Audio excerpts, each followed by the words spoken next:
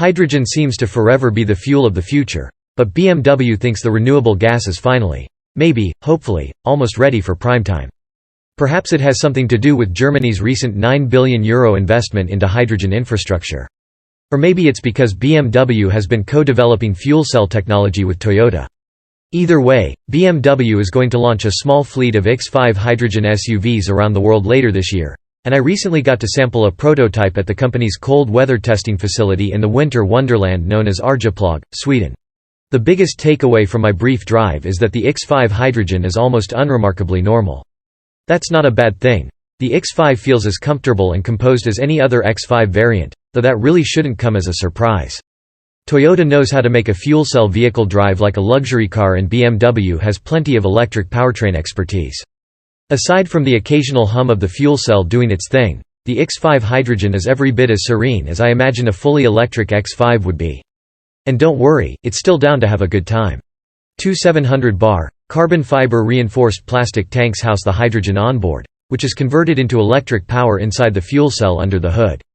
On its own, the fuel cell produces 170 horsepower, which definitely isn't enough for this porky, 5,600-ish pound SUV. That's why BMW also employs a larger electric drive battery, which can be charged via the fuel cell or through energy recuperation, like regenerative braking. Combined, the drivetrain makes 374 horsepower, which is plenty. For reference, the plug-in hybrid X5 xDrive 45e has 389 horsepower. A single electric motor sends power to the rear axle, so yes, the iX5 hydrogen uses rear-wheel drive. That might seem weird for an SUV that's predominantly offered with all-wheel drive, but BMW said it wanted to focus on getting this single motor setup right before adding in more complexity. "We know how to do it," an engineer assured me. Practically speaking, RWD shouldn't be prohibitive to the iX5's public use, especially here in the US, since the vast majority of hydrogen filling stations are relegated to sunny California. Besides, with a meaty set of winter tires and sophisticated traction control tech, the iX5 had no trouble staying sure-footed atop a frozen Swedish lake. Driving the iX5 hydrogen felt a lot like driving an EV, with strong regenerative braking allowing for one-pedal power management. Not having to hit the brakes during these icecapades helped with overall stability. I could just reduce throttle input slightly to gradually roll off the power.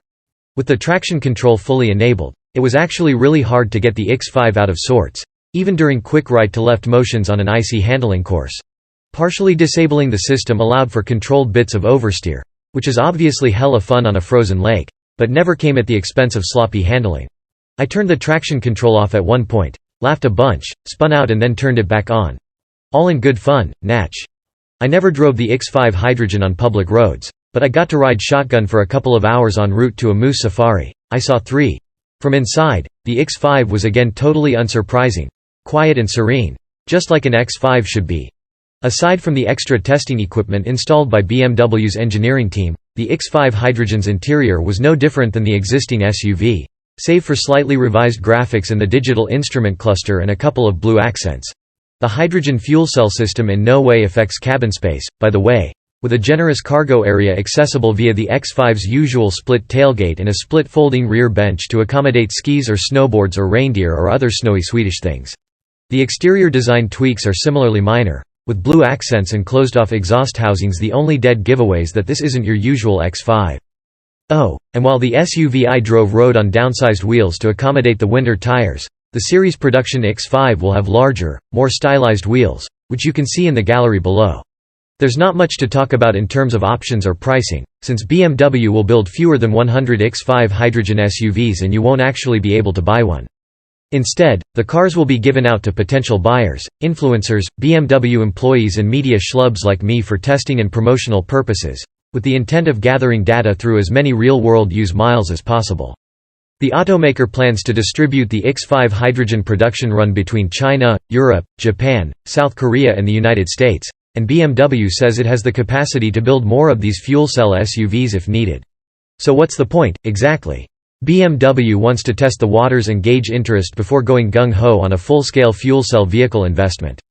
Putting a hydrogen powertrain in something as versatile and comfortable as an X5 makes a lot of sense as an initial testbed, and it shows that BMW can use this powertrain technology in existing vehicle form factors, rather than creating something weird and one-off like a Toyota Mirai. Whether or not the iX5 hydrogen leads to a full-on series production car is anyone's guess at this point, but BMW's engineers are hopeful the budding infrastructure will move things along. After all, as a renewable resource with quick fueling times, zero emissions, except water vapor, and the ability to provide long driving range, hydrogen still seems like the next big thing for automotive applications. This isn't BMW's first foray into the world of fuel cells, but the iX5 proves the automaker is still taking hydrogen seriously. Maybe the fuel of the future finally isn't so far-fetched after all? Editor's note: travel costs related to this story were covered by the manufacturer, which is common in the auto industry. The judgments and opinions of Roadshow staff are our own, and we do not accept paid editorial content.